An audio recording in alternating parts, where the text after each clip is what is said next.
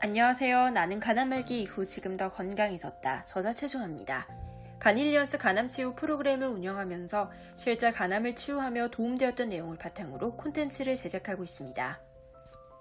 간암 회복에 집중하는 환자들이 주의해야 하는 것 중 하나가 바로 날음식 섭취인데요. 잘못된 음식 섭취로 인한 기생충 감염은 직접 암을 유발하고 또 악화시키기 때문입니다. 오늘은 기생충의 암 유발에 대해 함께 살펴보겠습니다. 대표적으로 간흡충입니다. 간 내 담관에 기생하는 간흡충으로 국내에서 가장 감염률이 높은 기생충 질환인데요. 전 국민을 기준으로 감염률은 3%에 달합니다. 간흡충에 급성 감염된다고 해도 증상이 없는 경우가 있고 발열이나 우상복부에 불편함이 동반되는 경우도 있습니다. 초음파 검사 시 간 내 말초 담관이 확정되어 있는 경우가 가장 흔한 현상이며 감염이 심한 경우 담낭의 찌꺼기와 부유물들이 직접 관찰됩니다. 치료 및 예방으로는 프라지퀀탈 투여인데요. 무엇보다 예방이 최선입니다.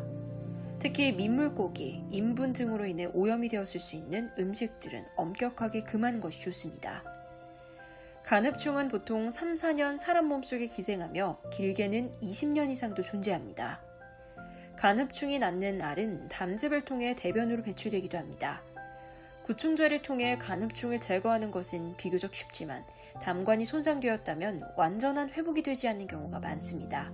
날음식뿐 아니라 조리에 사용되는 칼, 도마 등 도구 역시 끓는 물에 충분히 가열해서 위생관리를 철저히 해주는 것이 좋습니다. 2015년에는 세계 최초로 기생충에 의한 암 발생이 확인된 바 있었는데요. 인체 내 유입된 기생충이 암을 인체에 퍼뜨린 것을 관찰할 수 있었습니다.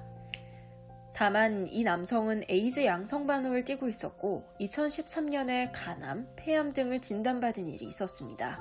암 조직 검사를 하게 되면서 인간 암과 비슷한 듯 하면서도 특이한 구조가 발견되었고 종양에서 작은 촌충인 소형 조충 유전자를 발견하게 된 것입니다. 연구를 진행한 CDC는 인간 암세포보다 10배는 작은 크기였다고 밝혔습니다. 소형 조충은 쥐 배설물이나 감염자 분비물을 흡입할 때 발생하게 되는데요. 원산지가 불분명한 식품, 비위생적인 생산 과정을 확인할 수 없는 식품들이 위험한 이유도 이와 같습니다. 단순히 안전한 유기농 식품을 선택하는 것이 영양 섭취만을 위해서만은 아니라는 것이죠.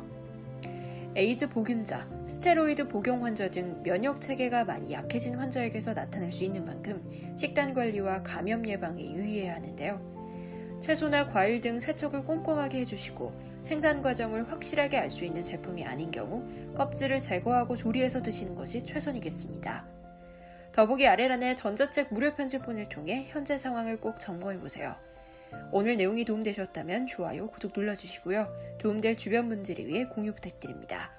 구체적인 질문 있으신 분들은 운영하고 있는 네이버 간힐리언스 카페에 질문 남겨주시면 가장 빠르고 정확하게 답변 받아보실 수 있습니다.